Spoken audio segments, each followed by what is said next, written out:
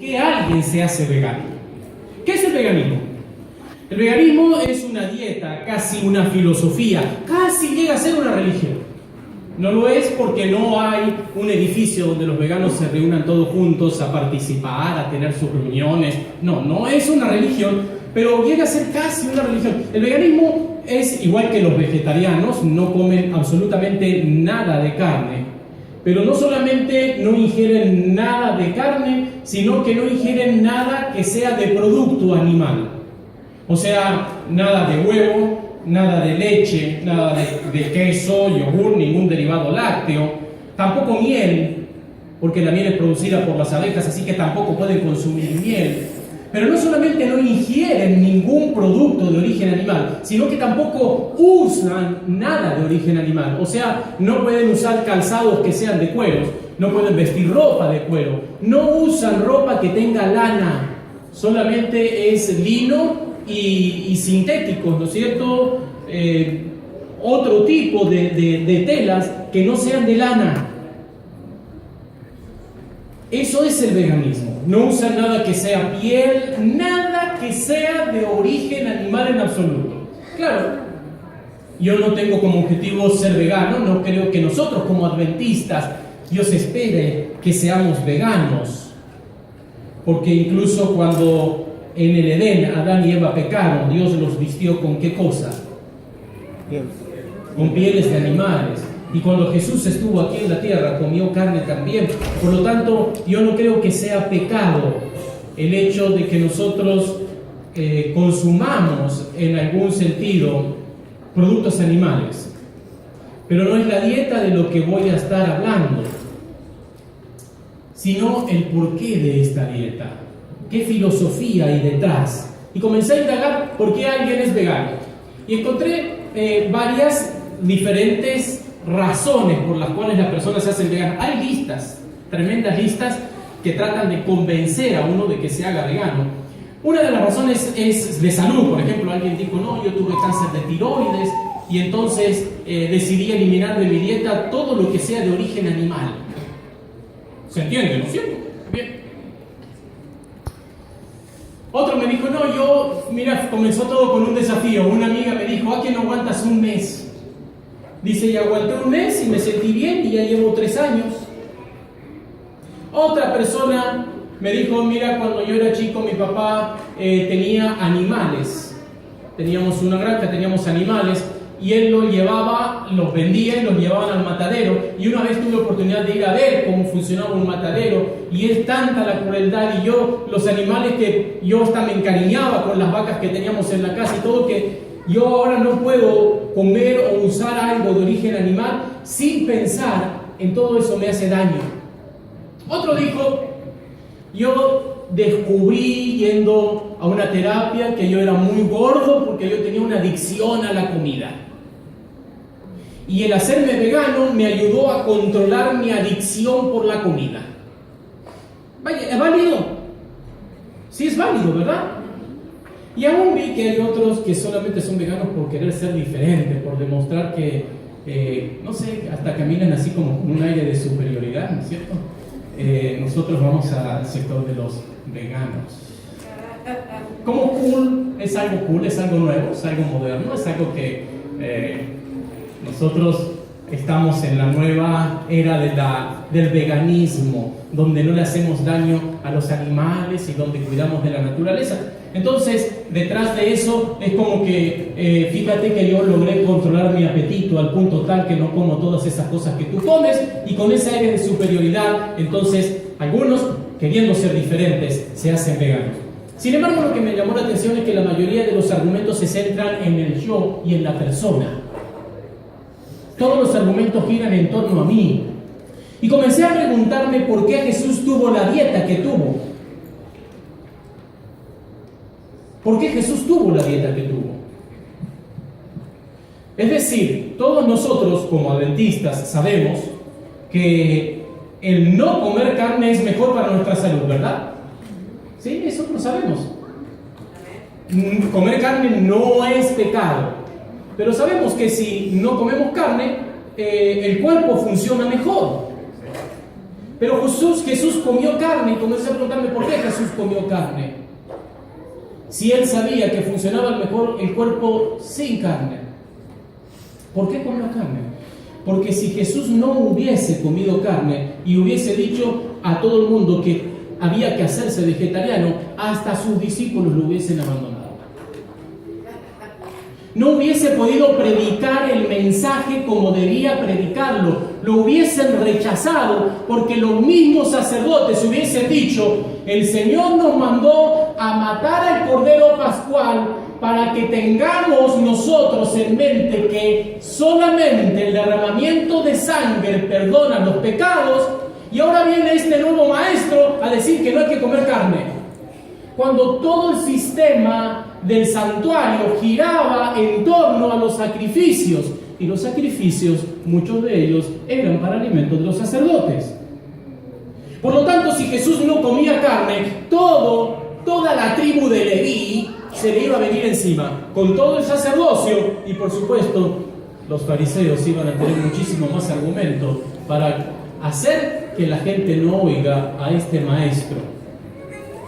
Por lo tanto, si alguien me preguntara a mí por qué Jesús comió carne, yo le diría que Jesús comió carne por amor al pueblo.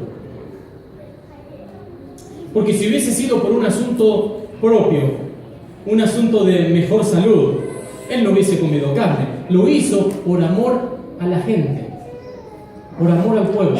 Y ese es el contraste que yo veo entre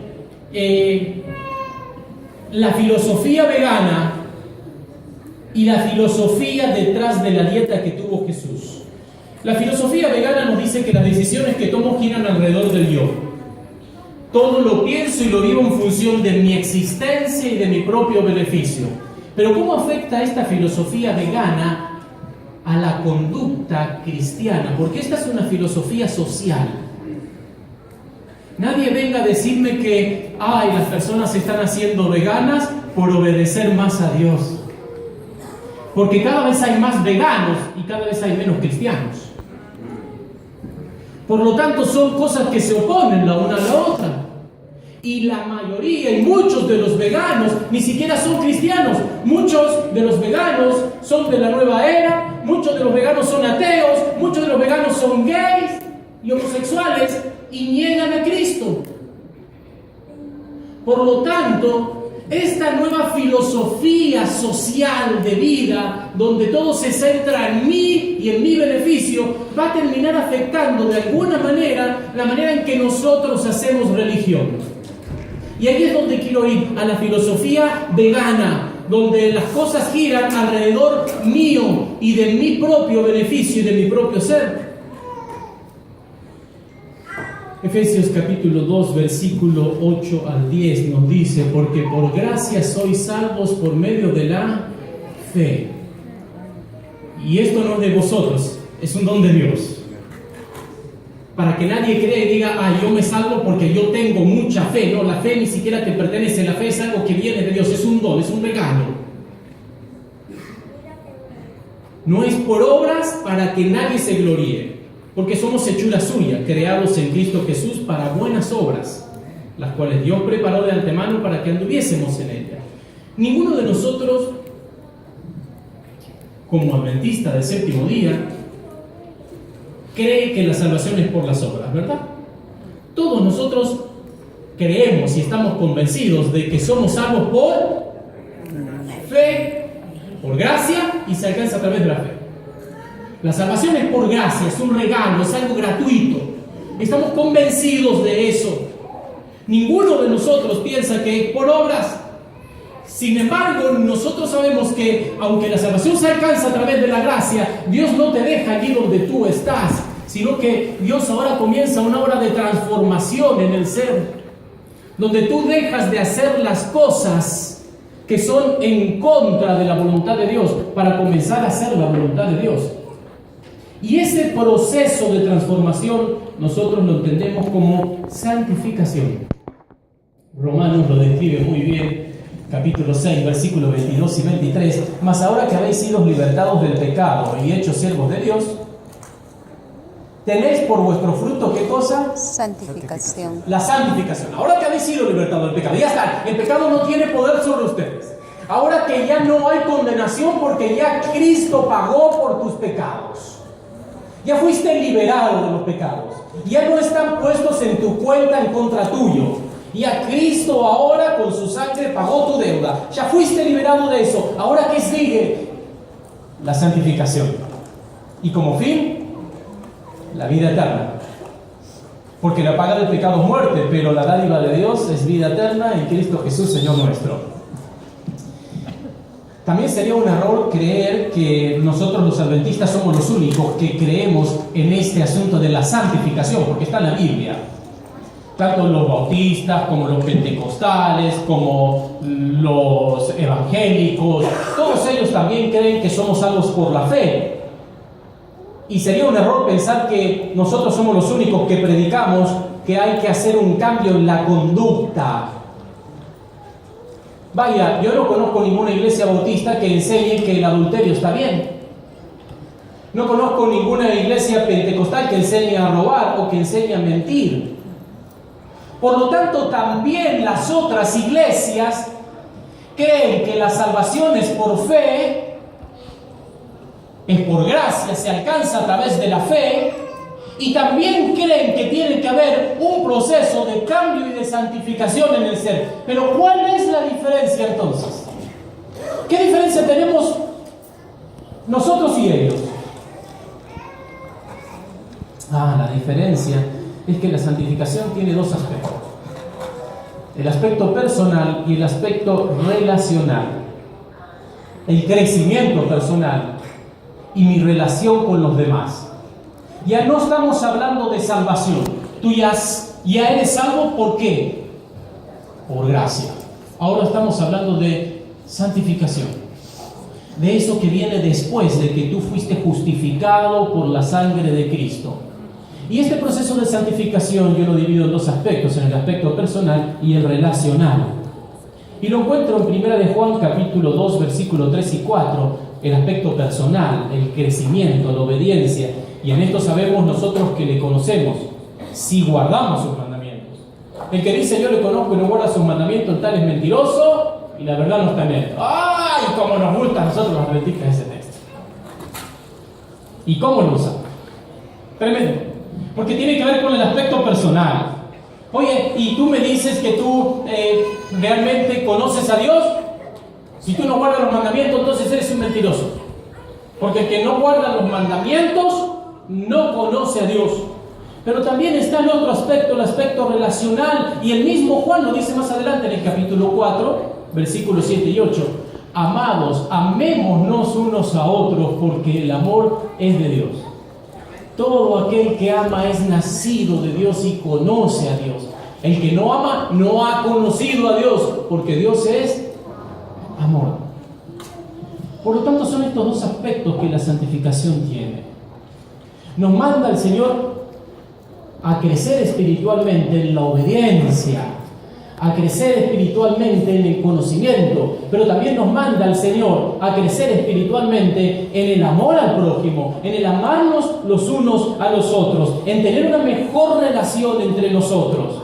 En el aspecto personal entra el estudio diario, la oración, entra mi alimentación, mi dieta, mi conocimiento de profecías, mi relación con Dios, mi carácter, etc. Pero en el relacional entra mi servicio a la comunidad, mi servicio en la iglesia, mi trato y mi preocupación por el prójimo. Y es aquí donde nosotros vemos personas que se la pasan estudiando la Biblia, memorizan textos y ayunan. Y no digo que ayunar esté mal, y no digo que estudiar la Biblia está mal, está bien, pero se la pasan haciendo eso, pero en su trato con los demás dan vergüenza. En su trato con los demás, tratan a los demás sin sentido común, tratan a los demás sin un poco de tacto, tratan a los demás sin amor, tratan a los demás sin considerar en lo más mínimo los pensamientos o los sentimientos ajenos.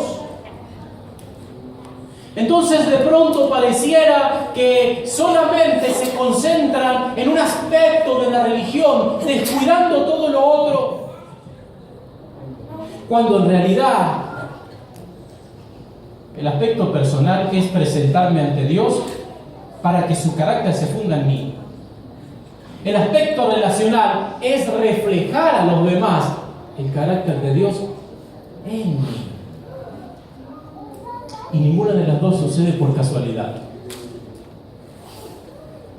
Nosotros no vamos a ser salvos por esto, nosotros somos salvos por la gracia. Pero cuando vamos a Cristo, entonces Cristo comienza a fundir su carácter en nosotros, de modo tal que cuando yo voy a los demás, otros pueden ver a Cristo en mí. Sin embargo, díganme ustedes,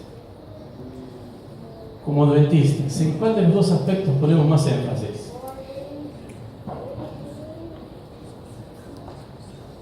Nos preocupan las profecías, nos preocupa aprender, memorizar, entender la obediencia de la ley y ver de lo que estoy haciendo bien, pero servicio a la comunidad, ir a buscar a otro que no tiene right, ir a visitar a fulano que tiene 2 sábados que no viene. Nos cuesta la segunda parte. Y como nos cuesta la segunda parte, fíjense qué es lo que pasa. ¿Qué es lo que pasa cuando un cristiano vive de esta manera, en esta filosofía vegana, donde todo gira alrededor de mí y de cómo yo me siento? Fíjense qué es lo que sucede. Mateo 26, 36 al 46 dice: entonces llegó Jesús con ellos a un lugar que se llama Getsemaní y dijo a sus discípulos: sentaos aquí entre tanto que voy allí y oro. Y tomando a Pedro y a los 2 hijos de Zebedeo, comenzó a entristecerse y angustiarse en gran manera. Entonces Jesús les dijo: mi alma está muy triste hasta la muerte, quedaos aquí y velad conmigo. Yo no sé si Jesús le habrá dicho esto a sus discípulos en alguna otra oportunidad. Yo pienso que no. Que venga Jesús y les diga a sus amigos, porque ya llevaban 3 años juntos, más de 3 años juntos, le venga y les diga: estoy muy triste, tengo una angustia terrible, mi alma está angustiada hasta la muerte. Por favor, quédense aquí y velen conmigo. Yéndose un poco adelante, se postró sobre su rostro, orando, diciendo: Padre mío, si es posible, pase de mí esta copa, pero no sea como yo quiero, sino como tú. Vino luego a sus discípulos y los halló durmiendo. Y dijo a Pedro: ¿así que no habéis podido velar conmigo 1 hora? Velad y orad para que no entréis en tentación. El espíritu, la verdad, está dispuesto, pero la carne es débil. Otra vez se fue y oró por segunda vez, diciendo: Padre mío, si no puede pasar de mí esta copa sin que yo la beba, hágase tu voluntad. Vino otra vez y los halló durmiendo, porque los ojos de ellos estaban cargados de sueño. Y dejándolos se fue de nuevo y oró por 3ª vez, diciendo las mismas palabras. Entonces vino a sus discípulos y dijo: dormid ya y descansad. He aquí ha llegado la hora y el Hijo del Hombre es entregado en manos de pecadores. Levantaos, vamos, ved, se acerca el que me entrega. ¿Por qué los discípulos no pudieron orar? ¿O por qué no oraron? Bueno, estaban cansados. Pero créanme que cuando la necesidad es propia y cuando uno es el que está en dificultad, no importa el cansancio, uno cae en oración y de rodillas. Si fuera tu hijo el que están operando en una sala de cirugía, en la vida y la muerte, una cirugía corazón abierto, lo que sea, a ver si tú te vas a quedar dormido o vas a estar velando y llorando. Cuando se trata de mis problemas, cuando se trata de mi vida, cuando se trata de mi angustia, cuando se trata de mí, entonces sí estoy dispuesto a velar y a orar. Pero cuando se trata de otro, no. ¿Por qué? Porque esa es la filosofía vegana. El mundo gira alrededor mío. Y como yo solamente pienso en mí, y como yo solamente oro por mí, entonces ¿para qué voy a venir al culto de oración? Si puedo orar en mi casa. Yo voy a venir al culto de oración para escuchar el problema que tiene fulano y orar por él. ¿Para qué voy a orar por él? Que ore él por él. Pero como solamente vivo una religión egoísta que gira en torno a mí y a mis necesidades, no me importa lo que le pasa al otro. Y si no me importa lo que le pasa a mi hermano que está en la iglesia, mucho menos a mi vecino y mucho menos a fulano que no conoce acerca de Dios. Todos los cambios y todas las dietas que la hago para mi propio beneficio, porque me falta el amor al prójimo. Por eso tampoco voy al grupo pequeño. ¿A qué voy a ir al grupo pequeño? Si yo puedo orar en mi casa tranquilamente por mis necesidades y por mis dificultades, yo me puedo quedar en mi casa a orar. Visité a una persona hace unos meses atrás y le dije, mira hermano, quiero animarlo para la iglesia. Me dijo, pastor, yo me quedo en mi casa, hago mi culto los sábados a la mañana, estoy yo en comunión con Dios y crezco más espiritualmente que yendo a la iglesia.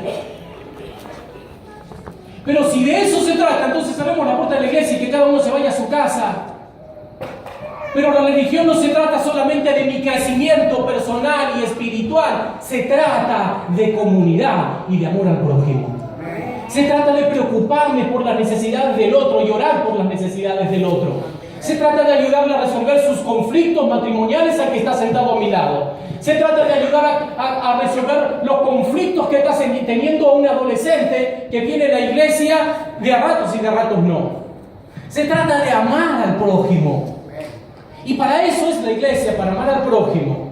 El que decide quedarse en su casa, porque allí crece más espiritualmente. Yo le digo que está muy lejos de lo que es la religión verdadera, porque quien busca su propio beneficio o su propio crecimiento no es un verdadero cristiano. Cristo vino a servir y no a ser servido. Y nosotros debemos buscar servir como Cristo sirvió. Nos dice el libro Cada día con Dios, página 301, los que están verdaderamente convertidos son llamados a hacer una obra que requiere dinero y consagración. Las obligaciones que asumimos cuando nuestros nombres figuran en el registro de la iglesia nos hacen responsables de trabajar para Dios al máximo de nuestras posibilidades. Él quiere un servicio indiviso, la devoción total del corazón, el alma, la mente y la fuerza. Cristo nos ha dado la oportunidad de trabajar en la iglesia para que podamos dedicar nuestras capacidades. Pero, amados, lamentablemente tenemos una iglesia donde quizás el 20% o el 30% llegue a estar activo dentro de la iglesia. Quizás preparando una lección de escuela sabática, atendiendo a los niños, atendiendo el club de Pathfinders o el club de aventureros, quizás atendiendo en la cocina o atendiendo como diácono o diaconisa, dando la bienvenida en la puerta. Pero es un porcentaje mínimo. ¿Y el resto dónde está sirviendo a Dios? Aunque sea una hora en la semana le has dedicado a Dios. Pero hemos venido a un país donde time is money. Por lo tanto, si quieren que haga algo, que se me pague. Yo no hago nada si no recibo dinero. Y nos hemos acostumbrado tanto a eso que hacen falta hacer cosas en la iglesia que no estamos dispuestos a hacerlas. Y los filtros de aire acondicionado tienen 2 años que no se cambian, nadie los compra, nadie los cambia. El parking de la iglesia hay que repararlo y está así hace meses y nadie dice nada. Hay lámparas quemadas que no funcionan, pero nadie ni siquiera las ve. Tenemos la cocina que hay que limpiar, pero nadie viene. Tenemos el basement que le faltan las alfombras en la escalera, pero nadie ni se preocupa. Hay una cantidad de necesidades, pero nadie las ve. ¿Saben por qué? Porque si yo voy a trabajar, no, yo estoy muy cansado. Yo me quedo a descansar en la casa, trabajé toda la semana. Si quieren que trabaje, entonces que me paguen. Claro, cuando se trata de nuestras casas, ahí no escatimamos ni dinero, ni tiempo, ni esfuerzo. Cuando se trata de nuestros hijos, queremos que haya programas y que se mueva cielo y tierra, pero que todo salga bien. Cuando se trata de nosotros mismos, entonces queremos que las cosas salgan bien, que todo programa sea bueno, y ahí estamos para decir, no, mire pastor, cuando yo estaba allá en mi país, en Argentina, cuando yo estaba allá en mi país hacíamos esto y esto y esto, pastor, yo hacía esto y aquello, y yo dirigía esto y yo hacía lo otro. ¿Y por qué no haces aquí lo mismo? ¿Que aquí no hacen nada? ¿Por qué? Solamente es cruzar cruzarnos de brazos, no hay servicio, ni siquiera 1 hora por semana. Y yo me pregunto, ¿qué clase de cristianos somos si ni siquiera podemos servir al Señor 1 hora por semana? Una visita, un estudio bíblico, venir y hacer algo. ¿Saben qué? Había unos pinos aquí afuera de la iglesia que estaban aguzanados por 2 años. Levanten la mano, ¿quién lo quitó? ¿Saben quién lo quitó? Una persona que no es de la iglesia. Yo sentí vergüenza. Llegué aquí un día domingo, un día lunes, un día domingo, después del Camille. Le dije a mi esposa, vamos a dar una vueltita por la iglesia, vamos a ir a orar un rato. Nos vinimos aquí y vi una persona desconocida arrancando esos pinos, plantando esas flores, adornando esas macetas. ¿Y saben qué yo pensé? ¡Qué vergüenza! El Señor tuvo que mandar a alguien de afuera que venga a cuidar esas macetas. No hay un hermano, no hay una hermana que pueda venir un ratito a regar eso. No hay alguien que pueda venir y decir, yo voy a sacar eso, voy a plantar florcitas. Ah, no, si a mí no me nombran, no me ponen cargo, yo no hago nada. Se trata de tu relación con Dios, de que tú te arrodilles y digas, Señor, ¿en qué puedo servirte? Sinceramente, me puse contento, me siento feliz hoy día en la mañana. Ayer estuvo ella otra vez, nosotros estuvimos aquí con ella, estuvo plantando otras cosas ahí, puso una maderita bien, qué bonito se ve. Hasta dan ganas de sacarse fotos. Me puse contento, pero sentí vergüenza. Yo no quiero que seamos esa clase de iglesia. Quiero que seamos una iglesia activa. Una iglesia que esté dispuesta no solamente a poner dinero, sino a poner tiempo en el servicio. Porque es lo que Dios requiere de nosotros. Cristo nos ha dado la oportunidad de trabajar en la iglesia para que podamos dedicar todas nuestras capacidades y aumentarlas en un servicio consagrado por la salvación de los demás. Todo lo que no alcance esta norma implicará oposición a la obra. Hay solo 2 lugares en el universo donde podemos depositar nuestros tesoros: en el almacén de Dios o en el de Satanás.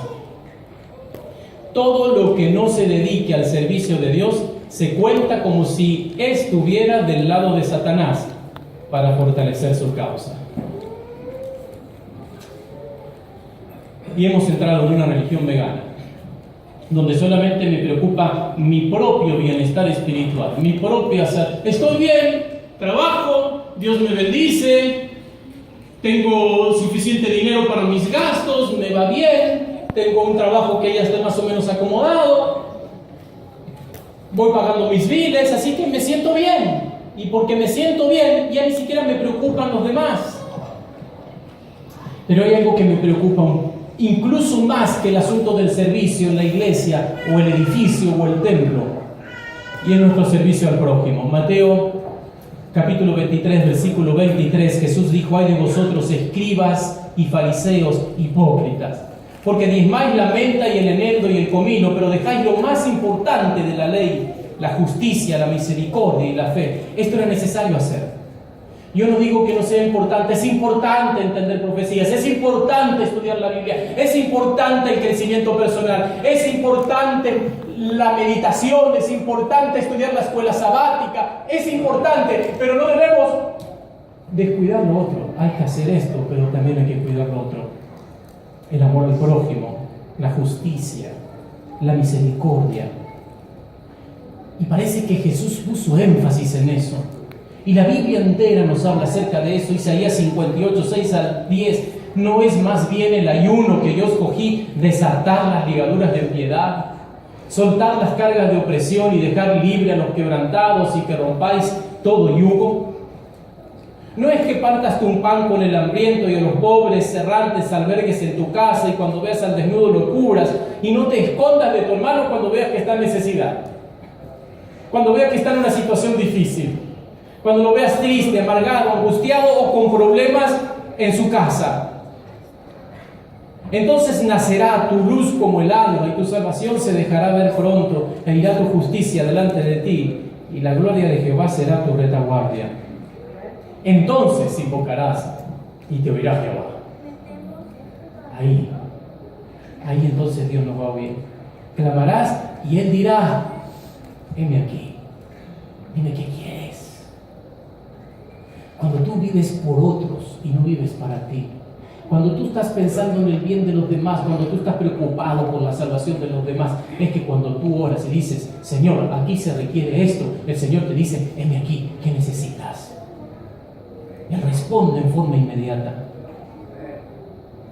Si quitares del medio de ti el yugo, el dedo amenazador y el hablar vanidad, y si dieres tu pan al hambriento y saciares el alma afligida, en las tinieblas nacerá tu luz, y tu oscuridad será como el mediodía.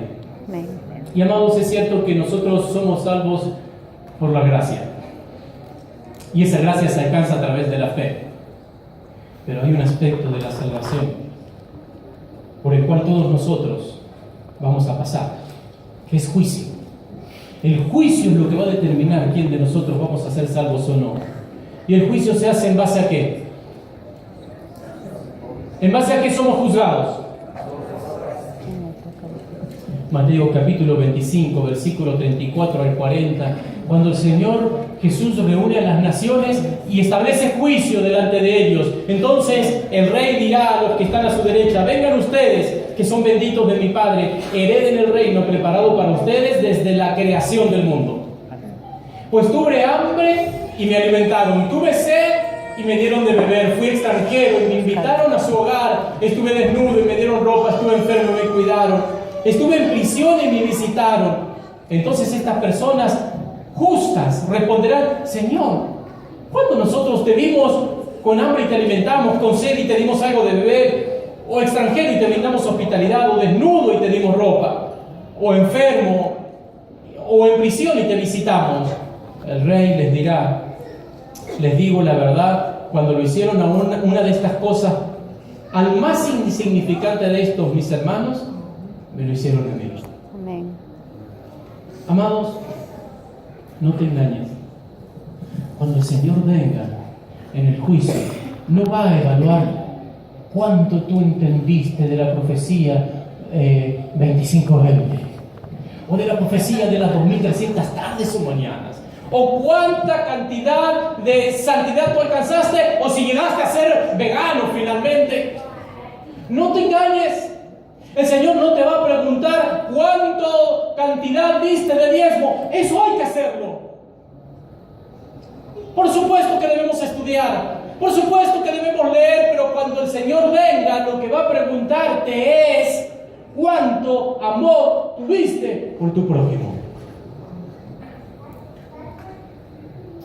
Y amados, me temo que nosotros estamos cometiendo algunos errores en este sentido. Debemos aprender a amarnos al prójimo. Debemos pedirle a Dios que coloque en nosotros ese amor por el prójimo. En el comienzo de mi ministerio, siendo aún obrero bíblico, me tocó estar en una iglesia. El pastor había tenido un infarto, así que la conferencia, siendo yo obrero bíblico, me pidió que yo me hiciera cargo de la iglesia porque el pastor iba a estar en licencia por enfermedad. Yo me hice cargo de la iglesia. Trabajamos muchísimo. Una iglesia, eran dos iglesias, pero en una misma ciudad, muy cerca una de la otra. Un distrito que le encantaba dar estudios bíblicos, que se especializaba en mostrarle y compartir con la gente la doctrina bíblica y la fe en Cristo Jesús, y les decía: mira, no, ustedes están equivocados por esto, esto y aquello. Y cuando hacíamos campaña de evangelismo, se llenaba de visitas a la iglesia, y en 7 meses bautizamos 51 personas. Ese año se cerró el año con casi 100 personas, pero de esas 100 no quedaron ni 10 en la iglesia. 100 personas es una iglesia nueva. No quedaron ni 10 dentro de la iglesia. Y yo agarré tal angustia que yo dije: no voy a bautizar a nadie más. ¿Qué está pasando? ¿Cuál es la situación? y me fui a visitar a doña Alejandra. Doña Alejandra, yo mismo la había bautizado. Una hermana buena y sincera de la iglesia cuadrangular pentecostal. Había venido a la iglesia, había conocido que el día sábado es el día de reposo, había conocido que los muertos cuando mueren nada saben, había aceptado nuestra doctrina, se había bautizado y asistió unos 2 o 3 meses y luego no asistió más y se regresó a su iglesia pentecostal y yo me fui allá para ver qué era lo que pasaba. Su hijo, su otra hija, sus nietos, todos se bautizaron y asistían a la iglesia adventista. Y me fui a ver con doña Alejandra qué era lo que sucedía y doña Alejandra me dijo algo. Me dijo, mire pastor, yo sé que el sábado es el día de reposo y yo voy a seguir guardando el sábado, yo no voy a trabajar los sábados y yo voy a estar orando los sábados, pero los domingos quiero ir a mi iglesia pentecostal. Y digo, ¿pero por qué? Me dice, porque su iglesia es muy fría, porque en su iglesia no encuentro amor, porque en su iglesia, si yo no busco a alguien para saludarme, me saludan. Porque en su iglesia son muy buenos para decirme lo que yo estoy haciendo mal, pero no son buenos para ayudarme en mis necesidades. Y en la otra iglesia, todo el mundo se preocupa si yo no tengo para la luz, si yo no tengo para mi renta. Todo el mundo se preocupa si yo falto y estoy enferma. Usted siga, pastor, adelante. Yo voy a seguir orando por ustedes. Pero yo encuentro aquí algo que a mí me llena y que no lo encuentro en su iglesia. ¿Cómo luché con esa iglesia? ¿Cómo lloré con ellos? ¿Cómo hablé con esos ancianos y con esa junta de iglesia? Les dije, miren, ¿saben qué? Debemos parar de bautizar porque solamente estamos bautizando gente y no tenemos la capacidad de retenerlos, porque no tenemos la capacidad de amarlos. Tenemos que empezar a pedirle a Dios que nos dé esa capacidad de amar al pecador donde está, allí donde se encuentra, con sus errores, con sus luchas y con sus dificultades. No es mía la tarea de transformar corazones, es tarea de Dios. Pero dice el Señor, probadme y ver, probadme y ver. Pero ¿cómo alguien va a probar de Dios si ni siquiera viene a la iglesia? Soy yo el que tengo que ir a darle una probadita, una oración, para que sienta esa paz. Qué bien que me sentí cuando vino el hermano tal a orar por mí. Qué bien que me sentí cuando la hermana vino y me trajo una bolsita de comida y oró por mis necesidades. Qué bien que me sentí. Que tengan una probadita de Dios. Nosotros tenemos que ser esas personas que aman a los demás. Que podamos manifestar nuestro amor por los demás. No solamente dentro de la iglesia, sino también fuera de ella. Yo quisiera que como iglesia nosotros nos consagremos a Dios. Que nosotros le digamos, Señor, perdónanos. No porque no sepamos los 10 mandamientos y de memoria, porque lo sabemos. No porque no tengamos en nuestro corazón el propósito de obedecer, lo tenemos. Nosotros todos tenemos en nuestro corazón el objetivo de obedecer los mandamientos de Dios. Es cierto, como dice el apóstol Pablo, lo que quiero hacer a veces no lo hago. Es cierto que no somos una iglesia perfecta, pero ¿no les gustaría decir, Señor, que a pesar de nuestros defectos, toda persona que pisa nuestra iglesia pueda ver que es una iglesia que ama? Así como yo me equivoco con mis hijos como padre, así como tú como madre te equivocas al corregir a tus hijos, lo importante no es que tú seas una madre perfecta o un padre perfecto. Lo importante es que tu hijo entienda que tú lo amas por encima de tus errores y que lo que le diste, aunque fue lo equivocado, fue con amor. Tú lo amaste por encima de todo. Y amados, si alguien viene a la iglesia y prueba de nuestro amor y lo hemos amado de corazón y le hemos dado nuestro cariño y después decide no regresar más, a mí no me preocupa en absoluto, porque lo hemos amado. Si rechazó nuestro amor, no nos ha rechazado a nosotros, porque el amor no es propio nuestro, ha rechazado a Cristo y el amor de Cristo. Pero si se va de la iglesia porque no lo hemos amado lo suficiente, entonces sí me preocupa. Me gustaría en esta mañana que digamos personalmente y como iglesia: Señor, ayúdanos a hacer esa iglesia que no solamente ilumine con la doctrina y con la palabra, sino que también ame como Cristo ama. Si es ese tu deseo, yo te invito a que te pongas de pie para que oremos juntos.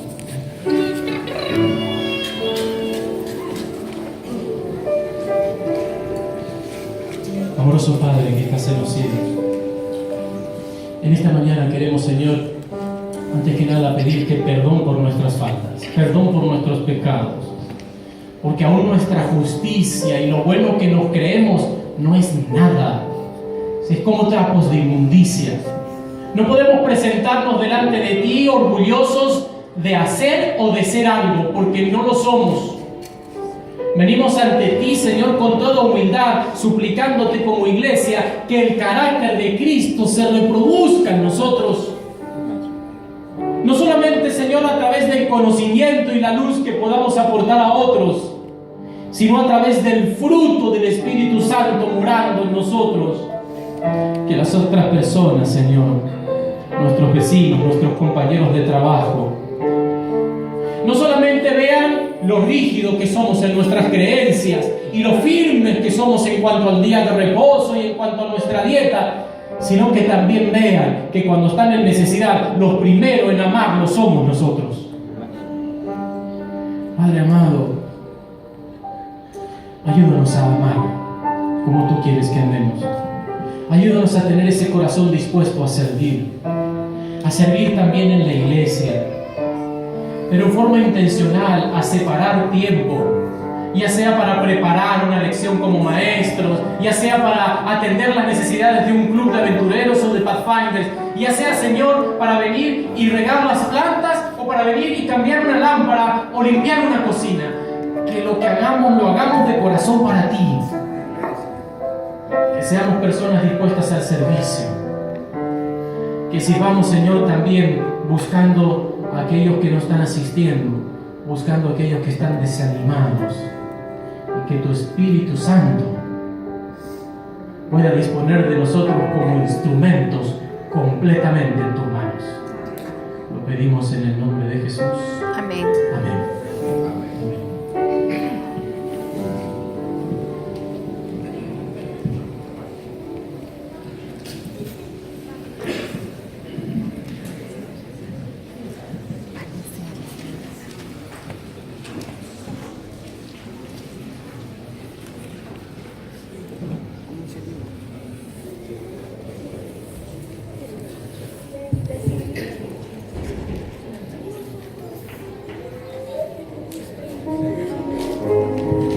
Para salir vamos a cantar el himno Después del río.